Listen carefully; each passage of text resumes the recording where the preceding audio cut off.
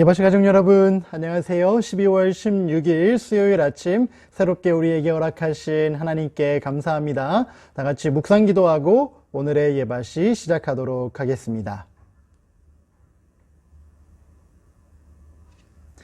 이번 한 주간 우리 함께 불러보고 있는 찬미지요. 300장 예수 앞에 나오면 이라는 찬미, 오늘도 큰 목소리로 함께 불러보도록 하겠습니다. 1절과 2절 함께 부르려고 하는데요. 우리 부모님들, 어린이들과 함께 큰 목소리로 불러주면 좋겠습니다. 예수 앞에 나오면 모든 죄 사하고 주의 품에 안기어 편히 쉬겠네. 우리 주만 믿으면 구원함을 받으며 영생 복락 면류관 우리가 받겠네.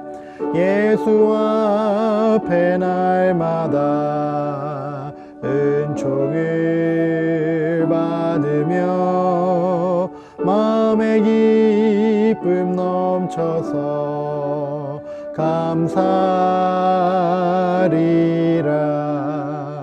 우리 주만 믿으면 구원함을 받으며 영생 복락 면류관 우리가 받겠네.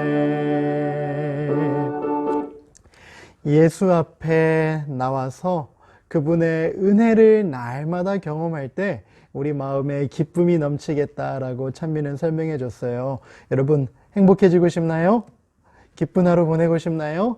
그렇다면 예수님 앞으로 나와서 예수님께서 우리에게 허락하시는 귀한 은혜 마음껏 받아갈 수 있으면 좋겠습니다. 오늘 이 예배 시간이 그런 은혜를 경험하는 시간 될 수 있으면 좋겠습니다. 그럼 오늘부터 새로운 이야기를 함께 읽어보려고 하는데요. 두 번째 이야기가 되겠습니다. 제2편이에요. 제목은 힘센 사람들의 땅이 되겠습니다. 우리 어제까지 죽은 사울 왕의 왕관과 팔찌를 가지고 와서 다윗에게 거짓말했던 그 청년의 이야기, 그리고 사울과 요나단과 자기 민족의 죽음과 고통을 인하여 슬퍼했던 다윗의 이야기 살펴봤잖아요. 이어지는 이야기 오늘 함께 살펴보도록 하겠습니다.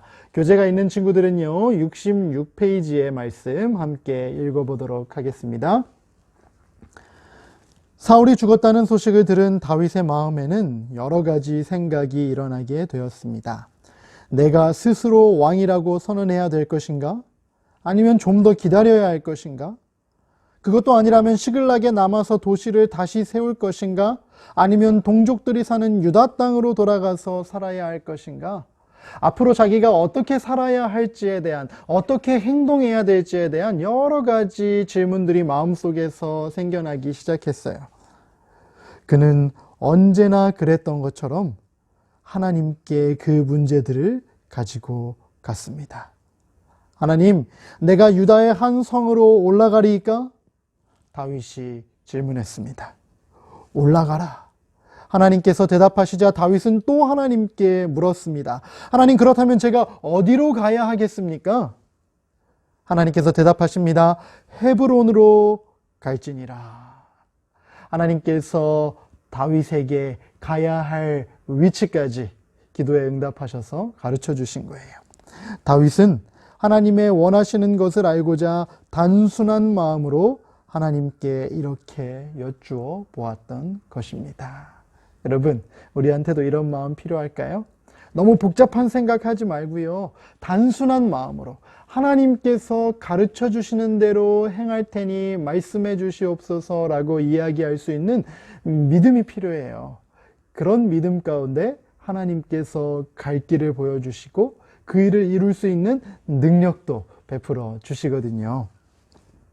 그리하여 다윗은 그의 부하들과 불타버린 작은 도시 시글락을 버리고 모든 사람을 이끌고 가서 헤브론의 여러 성에 살도록 했습니다. 여러분 잠깐 지도를 좀 볼까요? 블레셋 땅 시글락이라는 곳에서 얼마 멀리 떨어지지 않은 이 헤브론이라는 이스라엘 땅, 남방 유다가 될 남쪽에 있는 유다 땅으로 다윗과 그의 백성들이 함께 이동을 하게 되었던 거예요. 고향에 돌아오는 것은 그야말로 행복한 일이었습니다. 오랜만에 만나는 고향 친구들은 그들을 보고 뛸 듯이 반가워했습니다. 그리고 유다의 백성들은 다윗에게 기름을 부어 유다족 속의 왕으로 모셨습니다. 여러분, 다윗이 드디어 고향으로 돌아왔고요. 그 고향 땅에서 만나게 된 수많은 사람들이 이제 다윗에게 하나님의 뜻에 따라 기름을 붓고 자기 민족의 왕이 되게 했던 거예요. 그렇다고 다윗의 문제가 다 끝난 것은 아니었어요. 사울의 군대 장관 아브넬은 사울의 아들 이스보셋이 왕이 될 사람이라고 선포하고서 그를 이스라엘의 왕으로 선언했습니다. 다윗을 지지하는 사람들도 있었지만 여전히 사울 왕과 그 집안을 지지하고 있던 사람들도 이스라엘 땅에 있었어요. 그래서 그렇게 사울 왕을 지지하던 사람, 그 중에 군대 장관 아브넬이라는 사람, 우리 지난번에 배웠죠? 아브넬이라는 사람이요, 사울 왕의 아들 중에 살아 있었던 이스보셋이라는 아들을 데리고 이 마하나임이라는 땅으로 올라가서 유대 땅의 북쪽에 자리 잡은 도시지요.